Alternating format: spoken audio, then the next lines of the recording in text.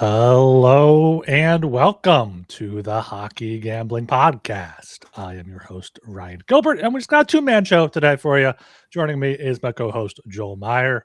Joel, these Olympics have not disappointed so far.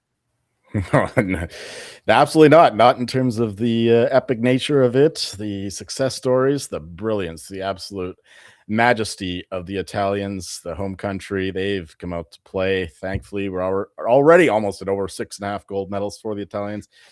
We're at 6 now, 2 of which belong to a certain Francesca Lollobrigida, who won the 3,000 meter. And I was like, oh, fuck, because I had 25 to win the 5,000. So I'm like, did I bet her on the wrong event? But then I saw okay, I'll bet her again. She won that event. Maybe she can win the 5,000 too. Bet her again, 25 to 1.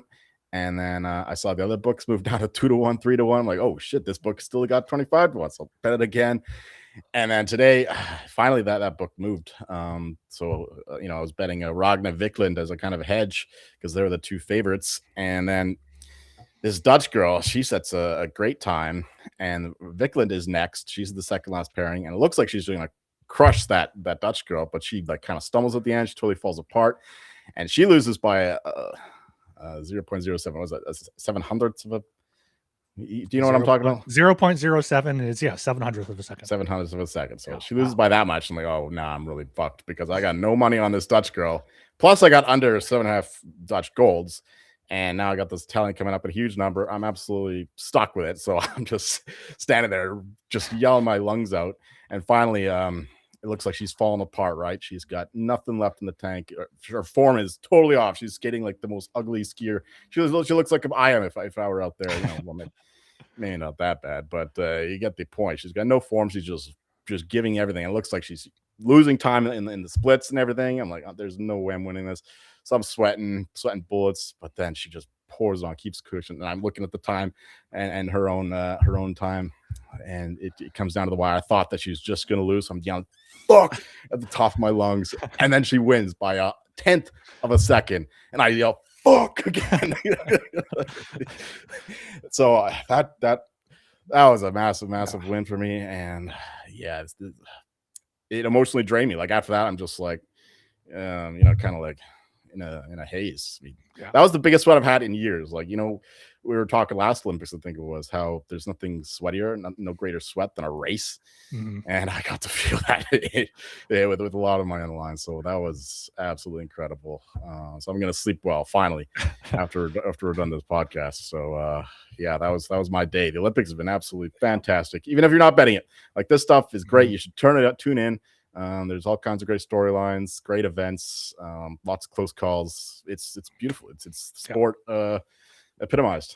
Yeah, you always say there's nothing more pure than just the race. You're just two people going at it. Whoever can do it better. Like, I remember, last Olympics, the swimming was a huge way, and that's like a few minutes, like going out there. So yeah, these things have been crazy. And you touched on it though. Like, some of these books are just hanging lines left and right. So yes.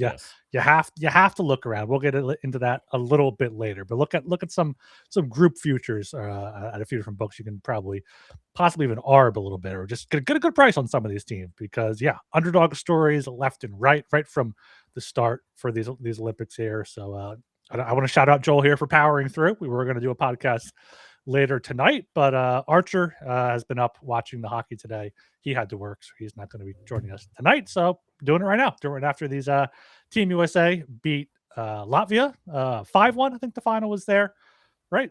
Was it 5-1? That was the last I saw. I think so. So we got the under 6.5 on that one, and then the 3-1 for Germany. Got Germany on the puck line there with Stu coming through with 2 goals and Draisaitl with 1. So top end talent really coming through there for Germany today. Top end talent coming through for most teams here, as we see. But of course, make sure you check out the SGPN app for all of our free picks and podcasts, and the Daytona 500 this weekend. And the NASCAR Gambling Podcast is hooking it up, giving away $100 cash and a $100 SGPN gift card. Enter for free at sportsgamblingpodcast.com/Daytona. We got golf going on at Pebble Beach. Check out the Chalk and Chaos podcast for talk on that. And plenty of stuff going on here. But the Olympics have been fantastic. Just constant hockey action all day long. Had the 2 games on Wednesday, and the 4 today here on Thursday. And let's just get into these games that have happened so far. I mean, start from, right away. Slovakia going out there beating Finland 4-1 from, just a tremendous individual performance by Yura Slavkovsky, who had a great performance, obviously, in the 2022 Olympics as well. Slavkovsky had, 2 goals there, scored the opener. Dvorsky got one. Slavkovsky had another one. Almost had the hat trick on the empty net, but he didn't have a stick, so he couldn't kick it in the net there. He did get the assist with, of course, Tomas Tatar on the assist as well. But yeah, Finland, Rantanen didn't do anything. Tolvanen scored the only goal there. But even if you bet on this one, I feel like by the third period, when Slovakia had it tied and then we're leading, you're like, all right, let's see this upset here with Slovakia. Yeah, I mean what did you have in this game? I don't know. I just had Finland in a parlay, I guess. But so yeah, it was cool to see. I don't know. I don't really have any group futures or anything involved in this group other than what do you say to begin with? We're fading Sweden and we're fading Finland to a lesser extent. Yeah. We'll talk about Sweden in a little bit, but so far that take is looking pretty good. I mean, Finland were still the better team, but their top 6 were pretty mediocre in this one. Didn't notice Rantanen at all, hence absence. It's really just like Lundell, Lusterinen, Armia of all people were going for the Finns. But yeah, there was not much going on for Finland. Saros wasn't great. The goalie Halavel for the Czechs was really good. Yeah. So that can happen in these Olympics. You see, like, these guys have terrible, junior numbers or like SHL, AHL numbers. But when it comes to Olympics, playing for your team, you get these all the time. It's not it really again helps prove our point about the variance of goaltending. Like you put on your national jersey, there's nobody that it can elevate more, no position that elevates more than a goalie. Like one of these goalies gets hot. I remember like Canada had to like shoot 60 pucks or something on net against Latvia. 60 shots, yeah. And it took injuring the starter because he apparently it was something serious. He got cramps and whatnot, but like he played 45 minutes and then had to come out. Yeah, and we saw the same kind of thing in the Italian game, as we'll get into. But yeah, that's basically my point. Is just like once these guys put on that sweater, they can get really fucking hot. Like Artur Shilovs is a big story too with Latvians at the last Olympics. Yeah, so goaltending's all over the place, and it really showed up for the Slovaks in this one. And yeah, Slav and Halavel really won this game for them. Yeah, Dvorsky too, Blues prospect there, getting the big goal in front. Go-ahead goal, game-winning goal, beating Sebastian Aho there. Aho, not a great game. Aho -2, only 1 shot on goal for him.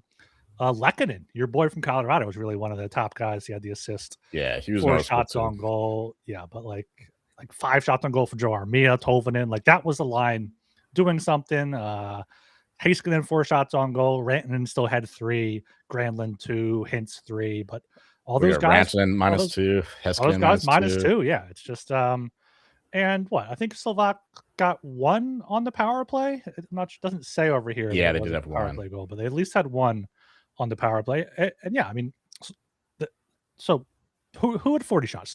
Finland had 40 shots, right? And then Slovakia had, Finland had 40 shots to 25 for Slovakia. But yeah, you mentioned Juuse Saros, and I don't know if the Canada broadcast pointed it out, but the U.S. broadcast, I think it was Eddie Olczyk. He said he's playing small in the net. He looks small in the net, and that was the Slavkovsky goal on the power play in the third period. Just beat him clean from the slot there. And Slavkovsky is a guy that definitely steps up in big games. So this is huge for Slovakia here. And now they're going in to play someone bad tomorrow, right? Italy? Is that playing Italy? Is that who else is in that group tomorrow? Yeah, Finland plays Sweden. So yeah. So they play Italy tomorrow. We'll get into that a little bit. Usually there's a stat. Guess how many goals before today? Although I think it still matters for today. Guess how many more goals Slavkovsky has than the next closest NHLer for Olympic goals? Do you know this stat? Active? Like, yeah. He has more than Crosby? Oh, yeah. Because Slavkovsky has, I think he has 8 or 9. I think he has like 8 and 9 games or something. Like, does Crosby have like 4 or something? Yeah, they all have 4 because they only were all 1. 4. Wow, yeah. That's...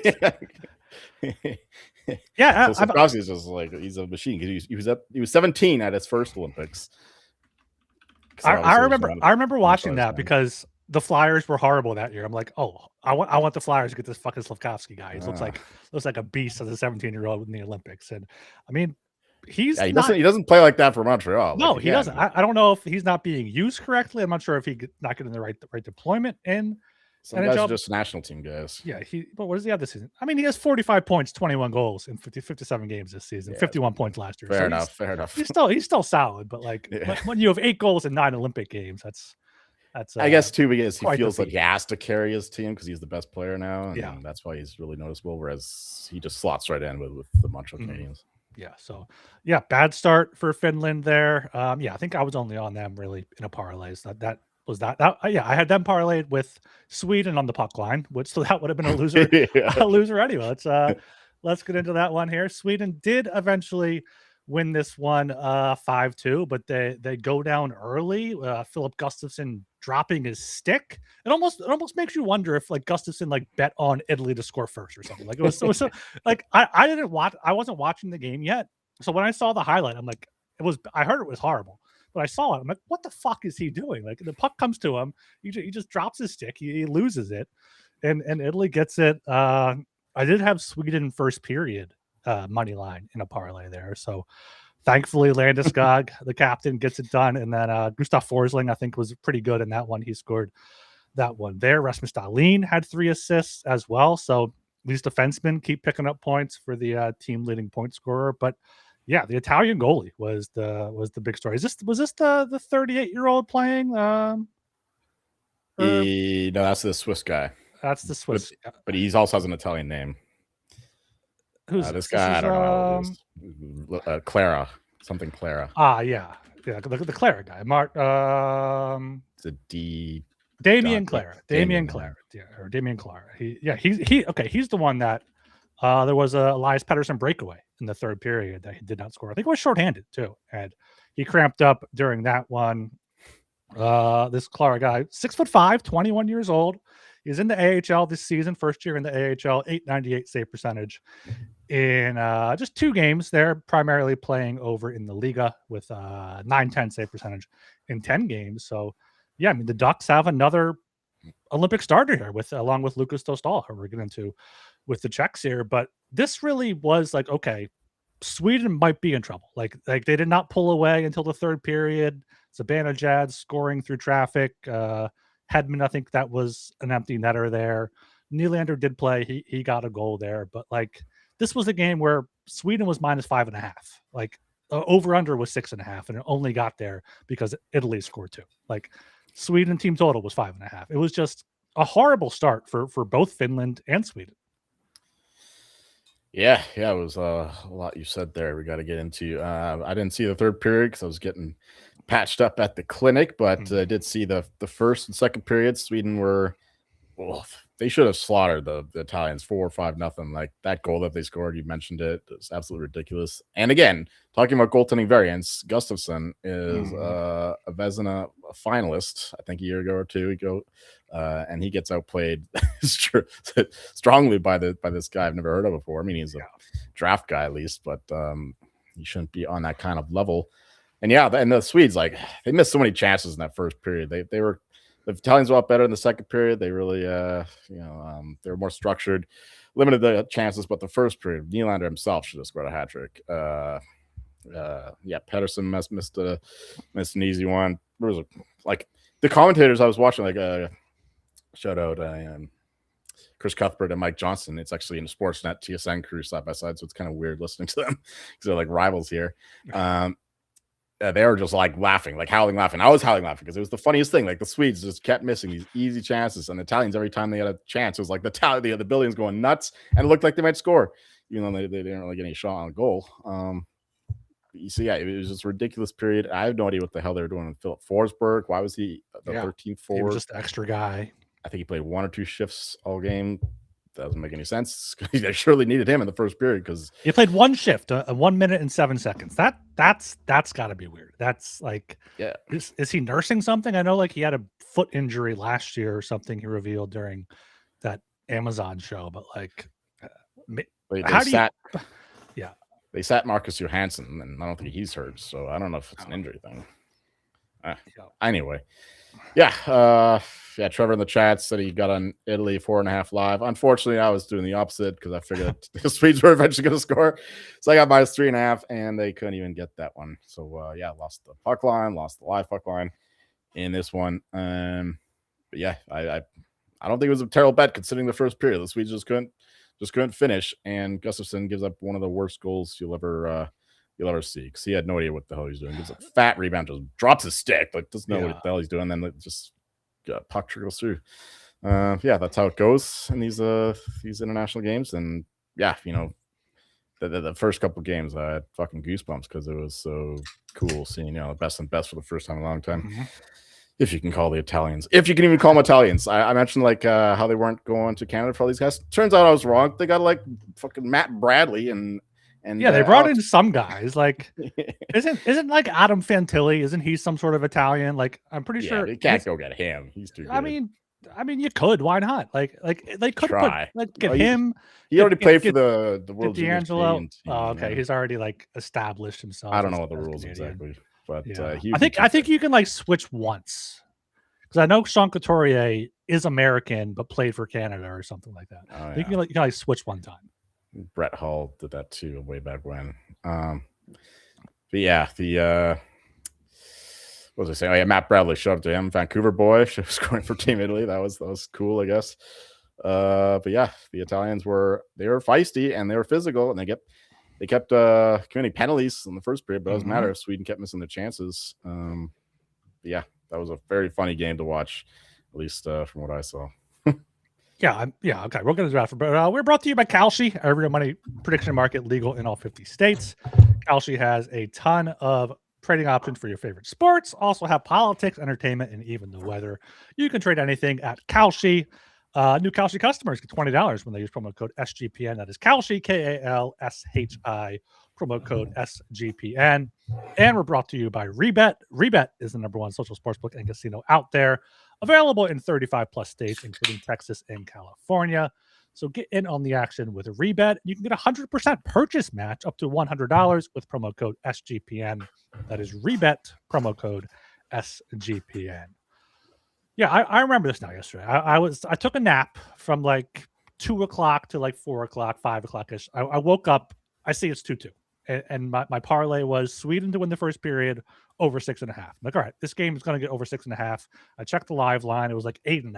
I'm like, okay, I could maybe try to get a middle here, but Sweden has to pull away at some point. And we do get there with the empty net, but it was way too much of a sweat for Sweden there. But I mean, watching this game, it reminds you like Italy might only be there because they're the host country, but like these are still guys who play professionally somehow. They isn't like just like some beer leaguers together. These are grown men playing for their country. They're not just going to get completely run over, but at least by Team Sweden, Team Sweden has some good players. Maybe if they play Canada, it'll be a different story. But you just wanted to see more from Sweden, especially after you saw Finland come out slow. I was like, all right, Sweden's going to come out hot. They're going to put up 7 or 8 on this Italian team, show they're the best team out of Sweden and Finland, because that's a huge rivalry right behind Team USA and Canada. But they didn't. And it was very surprising. And like this kind of is the whole thing. There's been a lot of low scoring games so far. No team has scored more than 5. And there haven't been more than 7 goals in a game. This has been the highest scoring game so far. So it's been very low scoring hockey so far in these Olympics. No doubt. Yeah, and I can't say I was right about anything. And I don't know. Yeah, they're playing for their country. Well, not really for their country, but they're playing for pride. Like some of them are actual Italians. I'll give them that. But I don't like that whole thing where the whole like half the team is from some other country. But anyway, what I take more out of this, I said that if Sweden don't win by 4, 5, 6 goals, then we got to look at them, and they're lucky to win by 3 goals in the end. And yeah, the Swedes, this is the same old story. Like these guys typically, historically, choke in these international performances. They finally won gold. Was it the 2010 Olympics? Anyway, somewhere around then. But otherwise, like they're historically 3rd, even 2nd best country, for decades now, and they seldom win it all, and we see why. Like this team just is something in their nature, I guess. Maybe I'm bringing it up Don Cherry vibes here, but these are Europeans need a good old Ontario boys like Adam Fantilli. But no, I got problems with Sweden. I don't think that they're going to win anything. So yeah, that's my takeaway, and we'll get into how I faded them imminently. Yeah, they won gold in 06. It wasn't 2010. That was the golden goal. Come on, it wasn't 2010. It was 06 they won. Shit, man. Yeah, of course it wasn't 2010. You're tired. You're tired. You're fatigued. It's understandable. All right, let's speed this up there. a bit here. You were there? Well, not at the game, but okay. But you were watching it live, yeah. And today, I didn't watch this game. I don't know if you watched this game. Switzerland beat France 4-0. Switzerland got 2 early ones in the first minute, and then 3 minutes later, is that Janis Moser scoring for Switzerland? Yeah, that's right. And then is Giannis there? Giannis, not Janice. What am I? And then Timo Meyer getting 2 late in the game. Roman Yossi picking up an assist as well. Archer gave us some notes that France was a little shaky early, especially the goalie, which explains giving up 2 early on. Shots ended up being 43-27 for Switzerland. So, that is one thing for Sweden. Like, they did outshoot Italy 60-22. Like, they still dominated possession. But for this one, Switzerland gave up a decent amount of shots to France.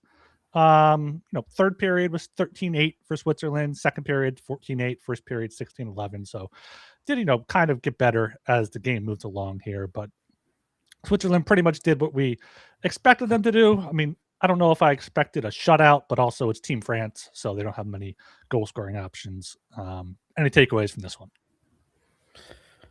I was busy watching the 10-kilometer interval in the women's cross-country skiing, watching my girl Frida Karlsson take care of everything. Girl, I mean, she's a grown-ass woman. But that one was not a sweat like Lola Bridget, let me tell you. She just absolutely cleaned up the field. Recommend betting her for the 50-kilometer mass start, as long as it's not something crazy like minus 300. But although she's probably going to win, so maybe that might be a good bet. But anyway, I didn't watch this game at all, but it's, what would you say in the other part? It was the Swiss puck line and the under, and that's what happens. So I don't know, it was as expected. I mean, the Swiss body them. They have more depth. The French, I don't know. They didn't generate much offense. That's about how we expected. So I'm sorry I didn't watch. I can't give you more nuanced opinions, but I'm sure that I'll be watching the rest of the French hockey team. Yeah, and that's why the schedule makers put this one at 6 a.m. Eastern time. I mean, This was the Leonardo Giannoni here, the 38-year-old from Switzerland, has been playing in the National League over there for a while. 915 save percentage over there. Got the shutout against Team France. So keep an eye on that. Look at that. He didn't get the HCB chump bump. Look at us talking him up. And he comes out there and delivers the shutout.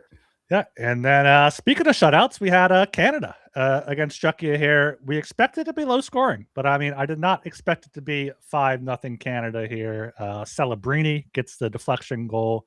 6 seconds left in the first period. So anyone that had Canada first period was sweating that one pretty hard, I imagine. Mark Stone cleans up a nice play from Mitch Marner in front. Bo Horvat, that was a breakaway because Philip Hronik made a bad play in the neutral zone. And then, McKinnon and Suzuki just pile it on in the third period, get the puck line for Canada pretty easily, and just a dominant business-like performance here from Canada.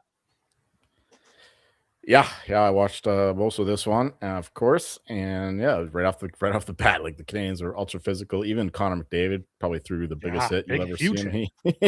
And then he draws a penalty. Very good stuff. They got the penalty from the guy. Yeah, exactly. Yeah. So and then you don't want to go on the penalty kill against these boys.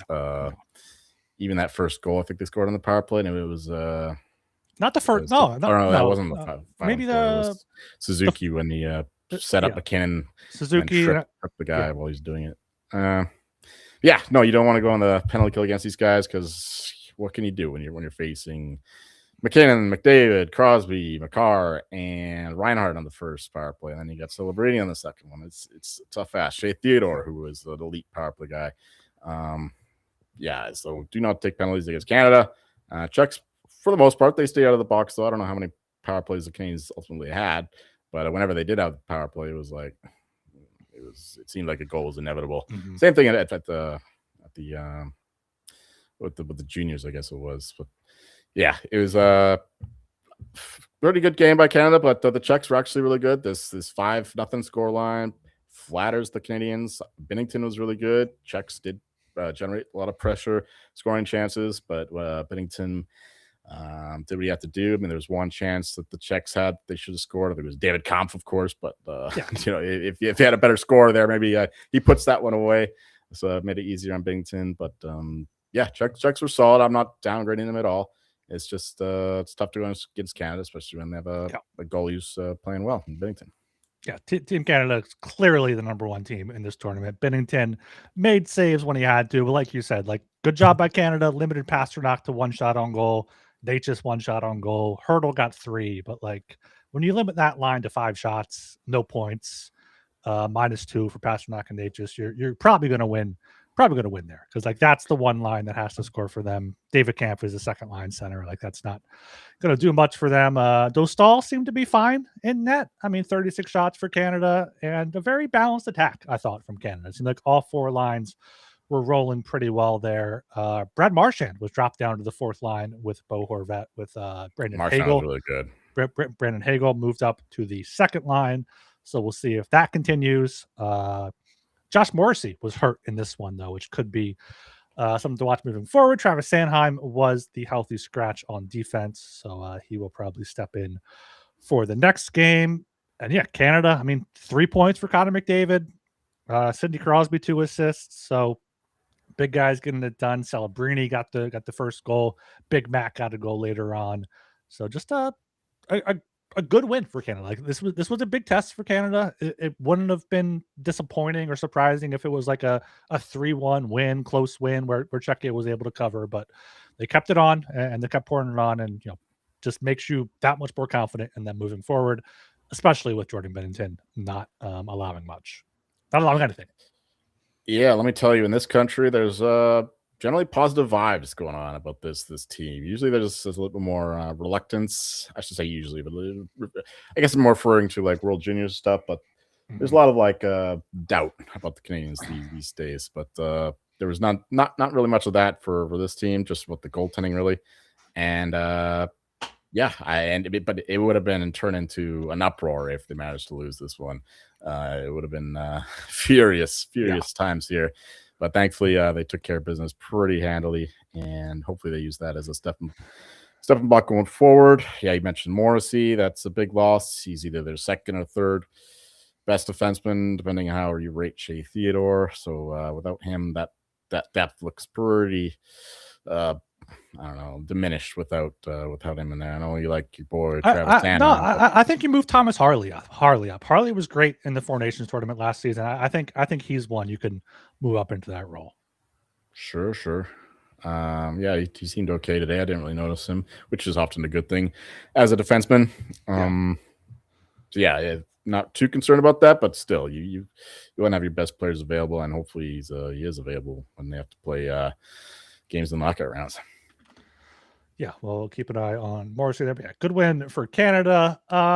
Ended up being a decent win for United States as well, winning 5-1 against Latvia. First period, I mean, the video review here, I mean, just the offsides by like an inch, Brock Nelson not getting possession of the puck before he went in the zone, and then JT Miller getting in the crease, which is going to get called every time. I know some people said it was a weak call, but that's the rule. They're calling that. So video review continues to haunt us here in the Olympics. Brock Nelson, I think we called him out, at least Archer did on the preview show. He had 2 big goals. Tage Thompson with the goal, Austin Matthews on the power play there. Quinn Hughes was one of the goals called back, as well as I think Brock Nelson was the other one. Yeah, I'll say that I didn't watch this game. I was busy watching Arsenal shit the bed against Brentford. You weren't even watching Germany? You had Arsenal? No, I got 2 screens, man. I got the Germany game on, I had the Arsenal game on. And that one was pissing me off. But yeah, so you got this one. Yeah, so USA, I mean, Hellebuck not great on the first goal. There was another chance where Matt Boldy had to get back and block it in the crease to stop Hellebuck. So that is worrisome. Hellebuck, obviously the MVP last year for some reason, but he's going to be the goalie they go to. But yeah, USA clearly the better team. Latvia, like we said, play with heart. They play better than they show. But US did a great job limiting Latvia. 18 shots here. Second period domination, outscored them 3-0. Shots were 17-2. So long chains there. They really took advantage. I think one of the shifts, like Latvia had the defenseman on the ice for like 2 minutes, 2.5 minutes. So yeah, not as impressed with US as I would have been, but also those 2 goals called back. I think they had 2 or 3 posts hit in the first period as well. So good depth there. Quinn Hughes picking up 3 points. Three? I think he had 3. Did he not have 3? Yeah, he had an assist here, or maybe just 2. 2 assists for Quinn Hughes. Jack Hughes had 2 assists as well. So yeah, Quinn Hughes. I'm not sure why they're not showing the points here in the thing here. Okay, here we go. Yeah, 2 points for Eichel, Matthew Tkachuk, Quinn Hughes, and Jack Hughes, and Brock Nelson with the 2 goals there. So once again, spread out offense here for Team USA. And I think they are still slightly below Canada, but it's gonna be a good match whenever they match up. Hopefully in the gold medal game. I mean, possibly before that, but needs to be in the gold medal game. I think. Yeah. So decent USA win here over Latvia. Gave up a iffy goal early on, and that was really it for the Latvians. Only thing I'll add is that our anytime goal shoutouts looking pretty good. Was it you or Archer shouted out Brock Nelson for this one? Archer had a parlay as well for this one with Nelson, Tage, and then Matt Boldy let him down. I think he was gonna win a pretty penny if Matt Boldy was able to come through. Fuck the mile there. And I think he had like a semi breakaway in the third period as well, which was tough for him. And then our boy plus 320, Mark Stone scored.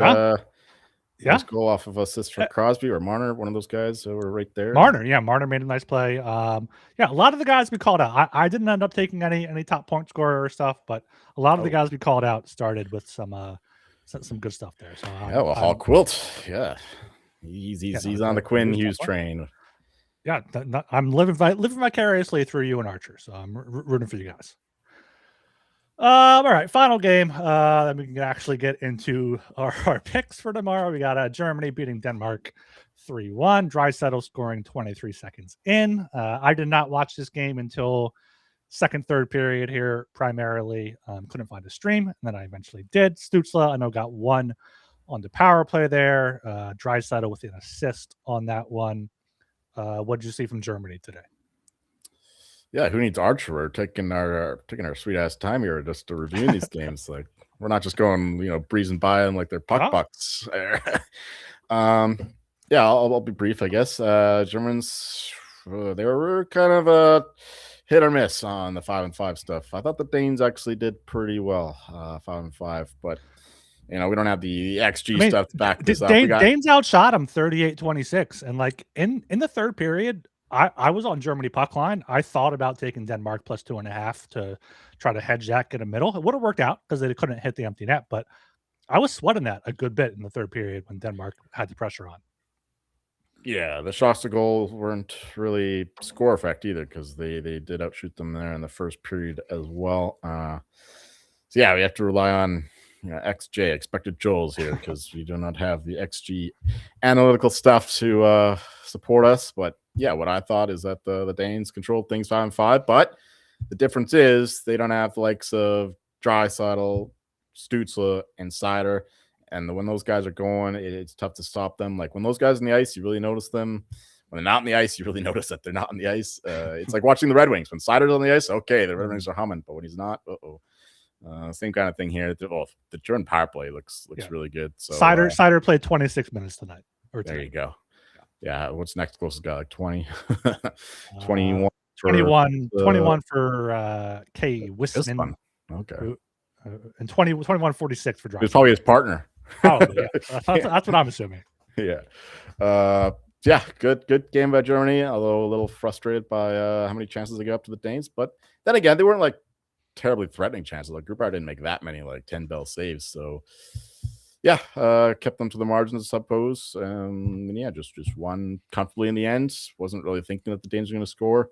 So yeah, good win. Just some things to work on. But what are you going to do when you have like elite talent and then just a bunch of scrubs? So yeah, you just got to hope that your elite talent can win the day for you. Yeah, look on Denmark's side here. Oliver Borkstrand had 7 shots on goals. Maybe look at him for some shots on goal props or point props moving forward. Lars Eller, 4 shots on goal as well. And Nikolai Ehlers got the assist and 3 shots on goal. So their top guys, had their chances there. But Freddie Anderson, how'd Freddie Anderson look? He looked okay?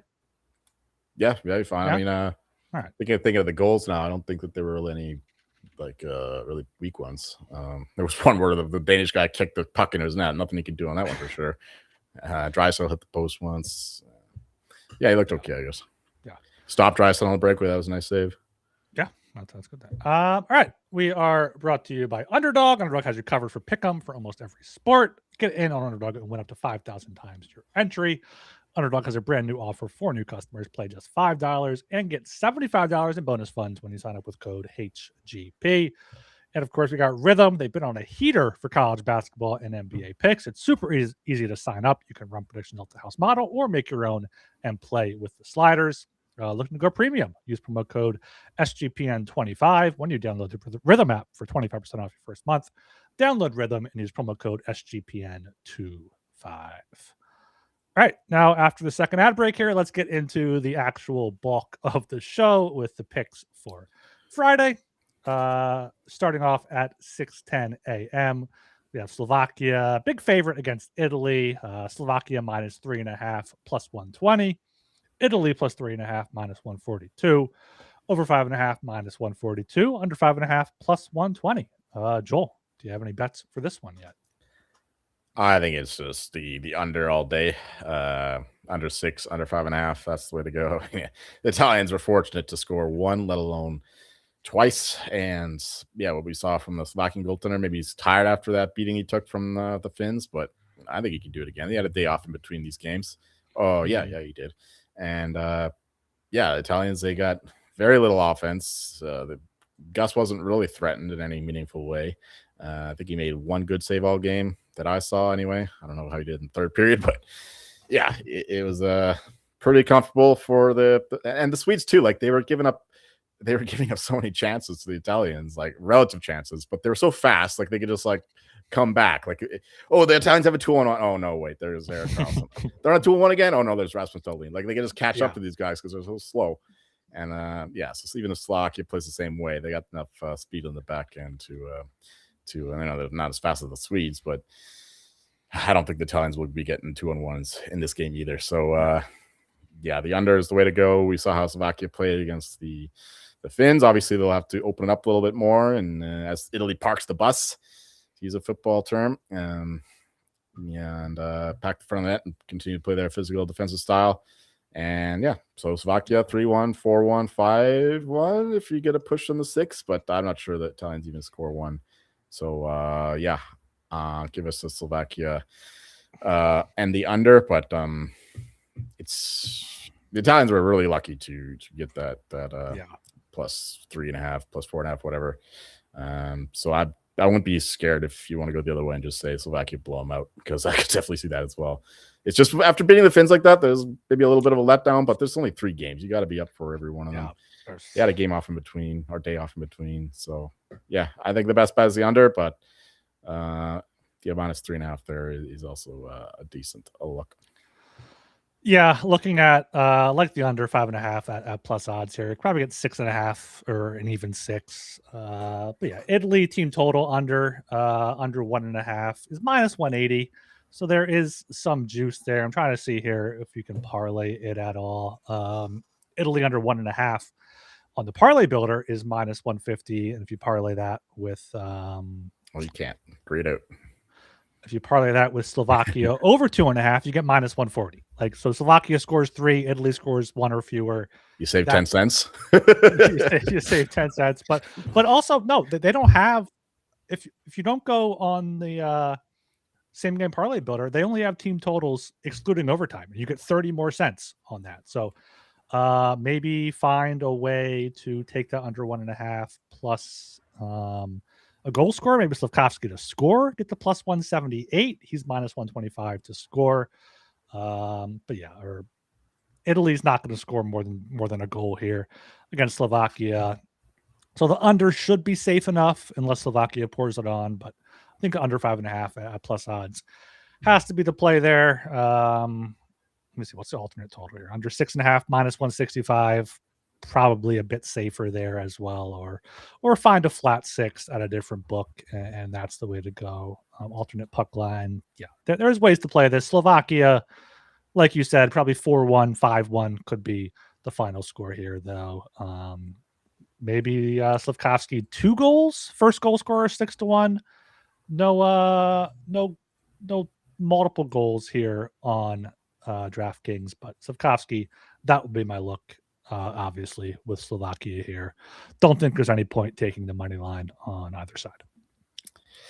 Yeah, I mean, speaking personally, like what I'm betting, I don't know if I'm going to be betting the stuff that I just gave out, but we can't just give out like minus 600 stuff. But the regulation price, I'm going to be having bet in parlays, like with Frida Carlson for the mass start. Lots of Olympic stuff. So yeah, Slovakia and regulation will be in some things.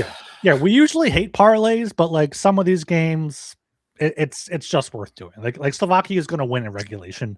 It could be a 1-goal game. It could be a 2-goal game. It could be a 4-goal game. You don't know. But like Italy is not forcing overtime here. And, again, this is for myself. With all these Olympic stuff going on, there are so many things that are like minus 400 and it should be like minus 2,000. So I'm always looking to add these like big minus numbers. So this is another opportunity here at minus 600. Like Sheffield even threw that in there, the top 10. I had to split that one because that guy had to come back to make the top 10. But that was another example. All right. Now, also at 6:10 a.m. tomorrow, much bigger game here. Sweden against Finland. Sweden now minus 180. Finland plus 150. Sweden minus 1.5 plus 140. Finland plus 1.5 minus 166. Under 5.5 minus 125. Over 5.5 plus 105 here. I know Sweden opened at minus 200 or so, minus 198, I think it was. But the puck line has not moved, I don't think. So Finland plus 1.5 minus 166, I feel like is a safe enough play here. I think the money line is a good play as well. Coming off the loss there to Slovakia, Sweden also didn't look too good against Italy, as we talked about. And this is as big of a rivalry as Canada, USA, possibly bigger over in Europe. Definitely longer there. And yeah, we saw it at the Four Nations. It went to overtime, back and forth game with Mikael Granlund scoring the overtime winner there. So, Finland plus 1.5 and the under gets you to minus 1 or plus 146. I could see it going 3-3 to overtime though. But, I think Finland puck line, the under, Finland money line has to be the play. Can't lay minus 180 on Sweden, but I'm not overly confident in this game just because of UC Saros. He hasn't been great in the NHL this season or last season, I don't think. And he was not good against Slovakia there. I can't imagine they go to Lankinen for this, but we want to see a big bounce back from Saros here. I think we will. I hope we will. I'm not too worried about the goaltending. I don't think that he'll be as bad as he was in the first game, but I mean, if you're talking goaltending, just look how shitty Gustafsson was. Well, yeah, I was about to say that too. So I think that's a wash at best for the Swedes. So I love the Finns here. They historically have a lot of success against the Swedes. They're their longtime rival, and yeah, they need this game a lot more than the Swedes do, because if they lose this game, then they're probably out. I don't know the rules exactly. They have to like kill the Italians and hope for some luck from the other groups. I guess that's the only way that they would qualify. I think the Finns are the way to go. I think that they're about equal teams. Swedes have more depth. I think the Finns are they're more a cohesive unit, and they finished their chances, unlike the Swedes. They didn't against the Slovaks, but I think that they'll come out to play here. They're better as underdogs. Like the Finns, again, historically always play up to the elite competition, whether it's the Russians, the Canadians, or the Swedes. They're always the underdog, and they usually make a hell of a game out of it, whether it's juniors or the big boys. So yeah, I love the Finns in this game. Probably my favorite bet there at plus 150. You can definitely find better elsewhere, but even at that number, I'll like it a lot. And Regulation at all plus 215 on Finland, or do you think there's too much risk of overtime? yeah, sure. I mean, they're about the same, I guess. You could do that, but I think it's really a close game, so maybe stick with the plus 150. I don't know, but Sweden in overtime, I think their skill is a little bit more pronounced. Yeah, because it is the 3-on-3. Yeah. So you'd have what? You'd have probably Nylander and like Eriksson Ek out there to win the face-off. Oh, who knows? And then Rantanen and Hintz. I don't know. 3-on-3 might benefit Finland because I think they have the. I like the Finns 5-5. Yeah. This is probably a good time to bring up the group odds for this one. FanDuel has locked their Group B odds, so we cannot compare to them, but they were laying some killed them. Wild odds for this one. On DraftKings, you got Sweden minus 360, Finland plus 450, Slovakia plus 650, and then Italy doesn't have a chance here. So Slovakia $1,000,000 to 1. Yeah. Slovakia plus 650 seems like a pretty good bet there, kind of long there. It is plus 300 on Sugar House. Finland 13 to 1 still on Sugar House if you like them. I think it's just fade Sweden. Like I don't. Master 60 is nuts to me. Yeah, if you like Finland in this game, which we do, like you can get them plus 450 at DraftKings, or if you have Sugar House or Bet Rivers, 13 to 1 to win the group. Like 13 to 1 is good. They win this game.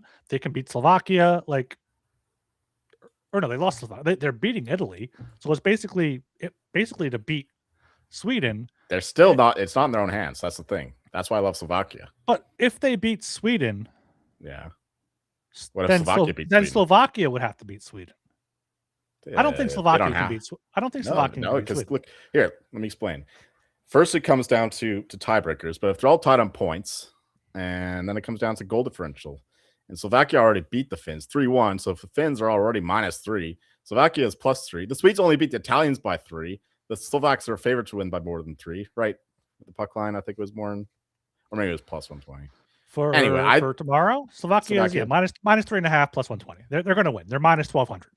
Yeah, and I do think that they win. By, we just got some line movement on Sweden now, minus 192. Finland up to plus 160. Yeah, perfect. I haven't bet that yet, so that's good for me. But no, Slovakia, they have a big advantage there in terms of the goal difference. Because do you think Sweden are going to beat the Finns by 3? You think the Finns are going to absolutely demolish the Italians more than the Slovakians will? Sweden, I think, is they're in the. Well, if it's a tie, if it's a 3-way tie, it goes just head-to-head goals. Like Italy won't matter. I don't think. Like the games against Italy won't matter. I think that's what the commentators were saying. I think that's like the 3rd or 4th tiebreaker. Like it's head-to-head, and then I think if 3 are tied, it's overall goal head-to-head. Is it overall? It might be overall. I think it's overall. Yeah. So that's what I'm saying. Like Sweden only beat Italy by 3. They're probably not going to beat the Finns by more than a goal or 2 if they even win. Yeah. And then they'll have to play Slovakia, who'll probably beat the Italians by at least 3. And there you go. You have Slovakia plus 650 against the team that need to win that game. So I think Slovakia's 650 is a terrific bet. Yeah, and while it's on the screen here, while we're talking about the groups, Canada minus 650 on DraftKings. We don't say it very often, but that seems to be like free money. Like that's minus 1430 on Sugar House. It's a lot higher on other books as well. So like parlay Canada, Slovakia, you get 765. Like that's Slovakia. Yeah, just fade Sweden in the group pretty much. Yeah, I'm definitely betting Slovakia if I can find that price.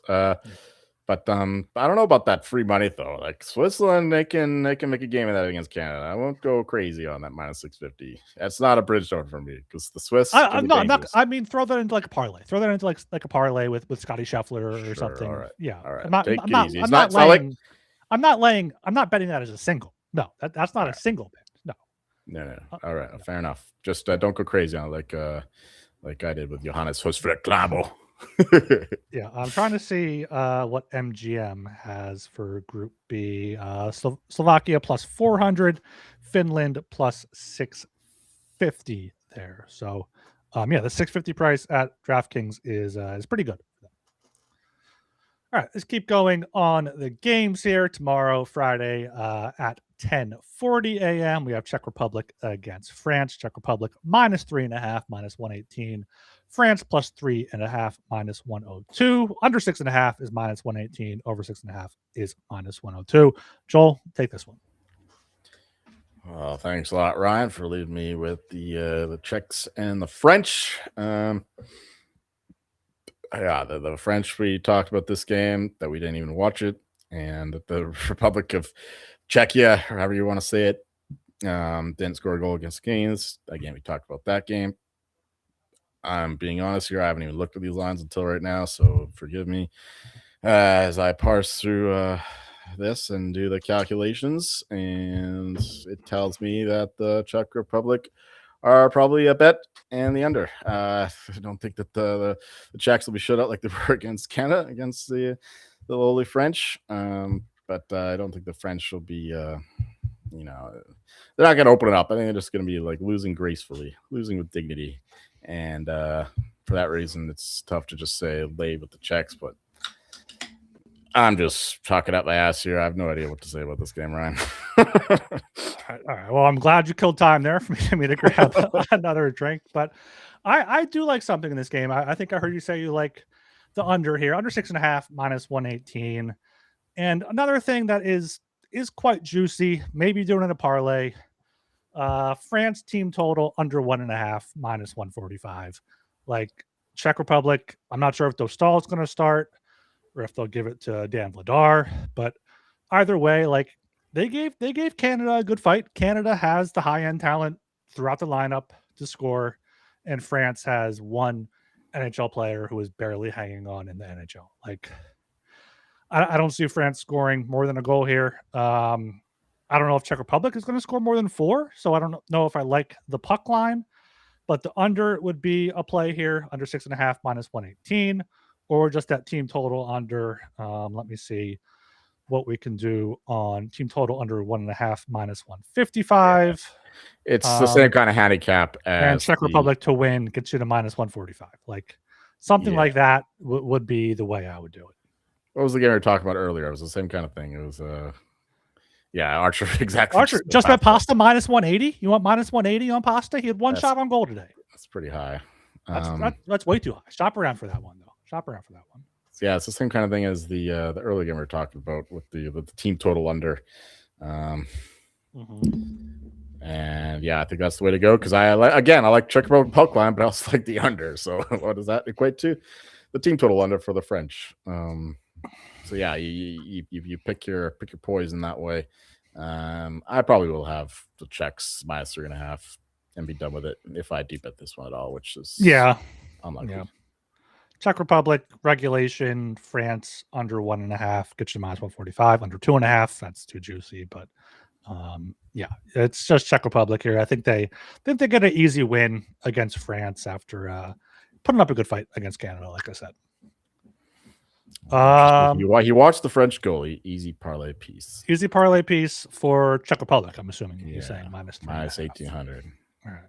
Or minus. I don't know if he means that. Or let me see. What's the -2.5 here? Because like I think they can score 3 goals. Like I think they can score 3 goals. -300. No, thank you. Like when it goes from -300 to -118, I think it's worth taking. Yeah. All right, final game tomorrow, 3:10 p.m. Switzerland against Canada. This one is for some reason streaming only in the United States. They can't put it on NBC or CNBC or USA Network. They can't show it for some reason. The best game of the day here. So I will be sailing the high seas to try to find a way to watch this one or getting a Peacock free trial or something. Canada -575. Peacock has the rights, so they can't. Peacock has the rights, yeah. And there's no Peacock free trials, but there's free trials to other things that come with Peacock as well. So you gotta work around it. You gotta shop around, as we always say. Canada -2.5, -130. Switzerland +2.5, +110. Over 5.5, -142. Under 5.5, +120. Joel, what do you think your Canadians are going to do? And hopefully Archer can give us some Swiss insight in the chat. Exactly. the Swiss seem like an under team to me, and the Canadians they play pretty good defensively, but they still gave up their fair chances. John Cooper or somebody said that it'll be it was John Cooper said that it'll be Bennington in the first game, and then somebody else in the second game. So I assume that means Logan Thompson is playing this one. And yeah, I haven't seen him yet, so that's a bit of a wild card. If I had to bet this one, it would still be the Canadians minus 2.5. They just got so much firepower. They need to win this game. Of course, they do not want to go through any kind of qualifying round. Not that they should have to, as you were saying, minus 650 favorites to win the group. But yeah, I think they take care of business pretty comfortably here. Minus 135. It's a juicy puck line, but I think that's the way I would go. Yeah, I think that the under is dangerous when you're talking about Canadians. I mean, they're controlled pretty well against the Czech Republic, and they still scored 5 without a single empty net goal. So maybe the over even with Thompson and that there. But yeah, maybe it's over 6.5 plus money, so you're not like too heavily stakes. But that's the way I would go: Canada or the over. Yeah, I got Archer in the chat here helping us out saying Canadian spread. They'll shut down the Swiss, which, yeah, I think minus 2.5 is just too small here. And I'm not sure why it's only minus 2.5, minus 575. Could be a good parlay piece as well. Regulation minus 350. Like, they're not losing to Swiss. They're like they put it up against Czech Republic, who is a better team overall than Switzerland. I mean, the only thing that Switzerland might have better is the number one defenseman in Roman Josi, but they don't exactly have the depth that the Czech Republic have, and I don't trust their goaltending. I imagine it would be Akira Schmid for this one, unless they go back to Leonardo on the back-to-back. I wrote this up earlier. Canada puck line was my pick there, minus 122. Now it's up to minus 135. I think that's still a good play there. Canada just going to show that they're the best team in the tournament. And Switzerland, this is kind of similar to the line they had against Czech Republic, and I don't quite understand that there. So I think Canada is easily the play. Maybe we do see Switzerland keep it close with these, continue these underdog things, but I think Canada has to be the play. Team totals for Switzerland under 1.5 is plus 110. Do want to see how Logan Thompson plays, though, because he did not have a great month leading up to the Olympics here, and he was hurt a bit as well. But yeah, I think Canada puck line is pretty safe, or regulation as a parlay piece. Like, I don't think this is a game where you see an upset like Slovakia over Finland. I just don't. Just doing some quick math here, and your group bet is actually a much better way to play this than the Canadian money line. We're talking like these huge numbers here, but that's what you get in the Olympics and whatnot. Minus 575 versus minus 650 to win the group. Because even if Canada lose this game in regulation, they still can win the group. Yeah, I mean, Switzerland need to beat Czech Republic, or at least to tie them, right? Because Canada's going to have the better goal differential like 95% of the time, because they're going to blow up the French if they have to win the group. So yeah, I mean, that's okay. Great, get minus 650 is better than minus 575, but still, that's I mean, it's something if you shave enough little taxes here and there. Yeah, and I mean, Canada is double that at other books, at Sugar House and MGM. So I imagine DraftKings will catch up. So hopefully it's still at minus 650 when the listeners get to this. And that's why you got to subscribe on YouTube. Get the live podcast. You get the live odds that we are talking about. Yeah, good insight from Archer on the Czech Republic game before this. They'll be incentivized to lay it on thick for tiebreakers there. So maybe Czech Republic on the spread will end up being one of my bets. Okay, that is the 4 games on Friday. We don't have odds for the Saturday games yet because the games tomorrow still have to happen.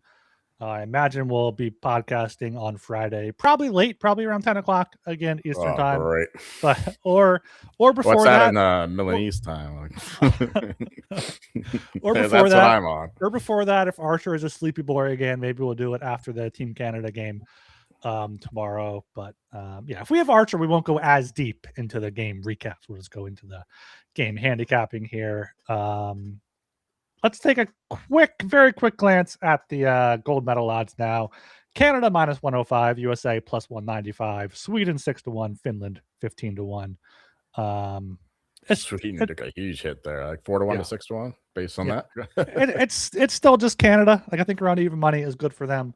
I put in the group chat earlier that I thought USA 2-1 was too high after they played a game, but apparently you had that at some books before the Olympics started. So, well, it was just the American books are going to be a little shorter. That's all, because I haven't seen a American price lower than 2-1 at most Canadian shops, if not all, in a long time.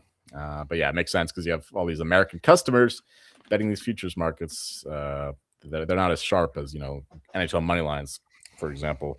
So you're going to get some public influence. So that's why the US odds are a little bit shorter there in the States. Yeah, let me pull up Odds Checker here instead to see where the best we can get is. Canada is even money here at FanDuel. You can still get 2-1 for USA at Bet365 and MGM. And at this point, like, who else is winning gold? Like, unless there's like major injuries or like some sort of, I mean, it's a 1-game elimination, so anything could happen here. But I mean, the name the finalists isn't out there anymore. But that plus 115 we put out there before the Olympics started seems to be a solid bet. If I had to make a bet on a team other than Canada or US, it would be still Finland, 20-1. The Czechs, 30-1. I think because Finland has a bad path now. They have to go through Canada, I'm pretty sure, if they don't win the group. Yeah. I think that's what I heard anyway, because there's a chance that the Americans and the Canadians play the Finns if they have to go through that I don't know, qualifying stage or whatever. I don't know how it works exactly, but I'm just relaying something I heard. So I could be wrong about that, but I still think the Czechs are a little bit more a little better than 30-1 there. But again, it's just Canada. It's just Canada. It's just Canada. Like I get daily boosts on FanDuel. My max is $10. I use some of that on USA, but on Sugar House is $25. I've just been putting those on Canada, getting the plus odds, and then we'll see what happens when it gets down to the medal rounds. Yeah, just ignore everything I said about the Czechs. It's the Canadians and Americans. Yeah, I mean, what are the odds? I don't know if to win a medal. Czechs plus 370. Like it went down, or maybe I don't know about this book, but it got worse, or like it got. Oh, it wasn't. What do you mean by down? Like shorter, like shorter. It was plus 450 before, now plus 370. I guess because the Finns are bad, the Swedes look bad. Maybe. Yeah, that is weird. There to win a medal. The Germans got a little tiny bit shorter, but they won. Interesting. Let me see what. If there's anything. Let me see what I got. Odds Checker. I'm saying, Czechs 4-1, Germany 10-1. Germany got longer this book. Okay. To win a medal, it's not loading here, but it has pretty much the same odds there. So that's what we got. Interesting. Yeah, for me, Czechs went down $0.50. Germans went up $1. I still don't think it's anyone besides the top 4 winning a medal though. Like maybe Czech can pull it out. Maybe the Czechs can pull it out. Maybe Germany can ride their high end talent to go to bronze. But I feel better about our Czech and German takes. I know Czechs lost, but again, like they were competitive in that one, and it's the fucking Canadians. They don't have to beat them. Yeah, no. Yeah, Czech. Yeah, Czechia could easily beat Sweden or Finland. They could. So could the Germans, I think, if they get hot in the power play, and yeah. What about Denmark? They're 50-1 to qualify to the group. They are competitive against Germany. You never know. I don't know. No. All right, we will be back on Friday at some point. Make sure you check out the Discord and Twitter to know when that is. Also on YouTube, I'll schedule it out a little bit in advance. Just previewing here Saturday's games. We got Sweden, Slovakia, Germany, Latvia, Finland, Italy, and USA, Denmark there. So I think Sweden, Slovakia will be really the only big one to look at. And then Sunday, we'll probably look at those games as well. Switzerland, Czechia, Canada, France, Denmark, Latvia, and USA, Germany. So a few big favorites in there, probably a few close games as well. Anything else here before we close things out? No, I think I got all my Olympic takes in. Fuck the Canadians, though. I mean, well, the Olympians in general, they still don't have a single gold medal I finally bet on one of them to win a gold, and he was this big favorite. He cruised through all the quarterfinals, semifinals. He's in first place. He was in first place to the race in the short track, 1,000 meter, William Danjanu. And then he gets passed by this Dutch guy, and he ends up finishing fucking fourth. So he didn't get a medal. So the Canadians are not having a good Olympics. So hopefully their hockey team can change that. The men's hockey team, anyway. Yeah, no, they definitely will. I think they have to.